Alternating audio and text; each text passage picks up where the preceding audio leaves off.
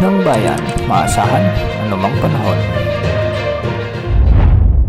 Magandang araw po sa ating lahat. Narito na ang latest update sa lagay ng ating panahon ngayon at sa magiging lagay ng ating panahon sa mga susunod na araw. Sa ngayon nga, as of 3 PM ay may namonitor ang Pag-asa na low pressure area at huli itong namataan sa layong 515 km silangan ng Hinatuan, Surigao del Sur at nakapalob ito sa may intertropical convergence zone na nakakaapekto naman sa Palawan at Mindanao. Samantala, ang mainit na easterlies pa rin ang makakaapekto sa nalalabing bahagi ng ating bansa. Dahil nga sa umiiral na low pressure area ay asahan ang maulap na kalangitan na may mga kalat-kalat na pagulan at kasamang thunderstorms sa may Eastern Visayas, sa may Central Visayas, ang Northern Mindanao, sa Caraga, Davao Region at ang Sorsogon. Ibig sabihin nito, makikita natin sa ating satellite animations na may mga kaulapang bumabalot sa mga lugar na ito na nagdadala ng mga pag-ulan.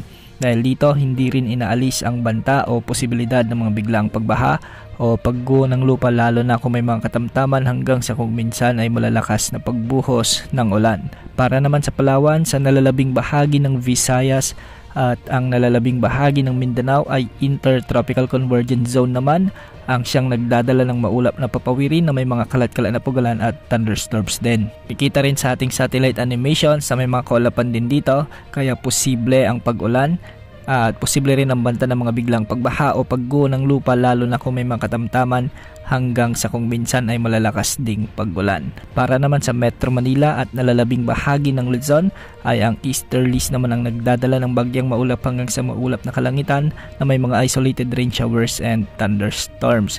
Sa ating satellite animations ay maraming lugar ang nakakaranas ng kalat-kalat na localized thunderstorms. Dahil ngayong Mayo nga, ito yung tinatawag nating thunderstorms month. Ito yung nagiging transition period mula tag-araw patungo sa tag-ulan. Sa ngayon ay nasa 1.8 meters sa mga pag-alon sa mga karagatan ng ating bansa at wala ring nakataas na gale warning sa anumang baybayin sa ating kapuluan. Para naman sa outlook natin, sa binabantayan nating low pressure area ay patuloy nakikilos ang LPA na ito ng Hilagang Kanluran at babaybayin nito ang mga isla sa may Visayas at patungo ito sa ilang bahagi ng Bicol Region at ilang bahagi ng Mimaropa o di kaya naman ay sa Calabar Zone.